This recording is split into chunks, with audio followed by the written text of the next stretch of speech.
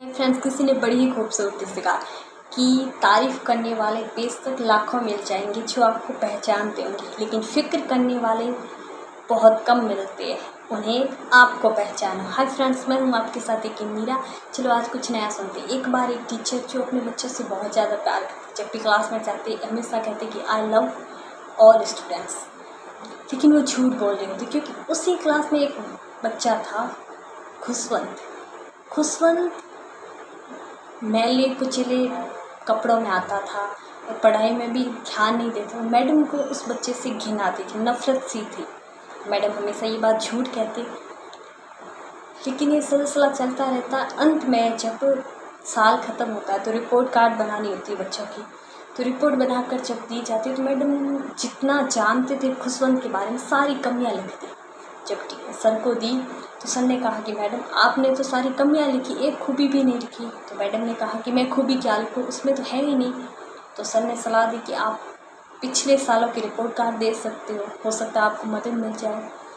दूसरे दिन जब मैडम आते हैं तो उन्हें टेबल पर वो सारी पुरानी क्लास की रिपोर्ट खुशवंत की मिलती है। मैडम आते ही देखती है तो उसमें लिखा हुआ था, क्लास चौथी की निकालते कि खुशवंत बहुत ही समझदार और इंटेलिजेंट बच्चा है। मैडम को बहुत ज़्यादा हैरानी हो रही थी कि क्या खुशवंत वो बंद की क्लास पाँचवीं की देखी, उसमें लिखा खुशवंत आजकल पढ़ाई में बहुत कम ध्यान दे रहा है क्योंकि उसकी माँ बीमार है। उसी रिपोर्ट कार्ड में अंत में लिखा हुआ था कि खुशवंत की माँ अब इस दुनिया में नहीं रही। मैडम को बहुत ज़्यादा वो पढ़ते पढ़ते ही बहुत ज़्यादा दुख हुआ, आंखों से आंसू आने लगे।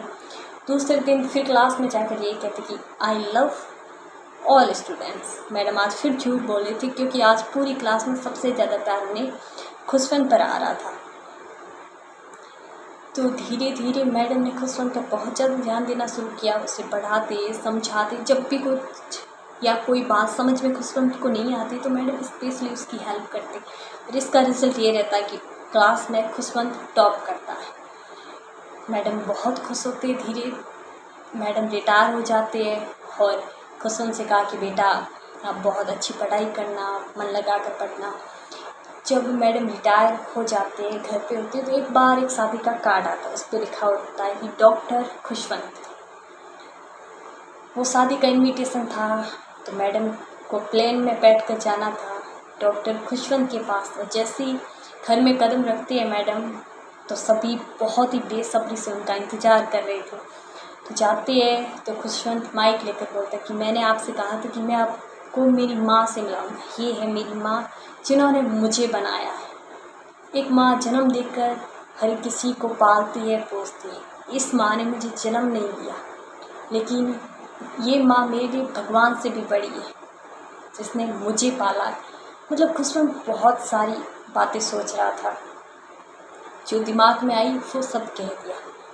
और वहाँ पे पार्टी वाले भी बहुत हैरान हुए, तालियां बजाई। ये छोटी सी कहानी लाइफ में हमारी कभी भी कोई भी टर्निंग पॉइंट आ सकता है।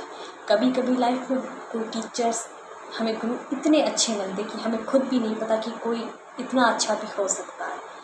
कभी कभी ज़िंदगी में कोई अनजाने में बहुत कुछ सीखा जा सकता है।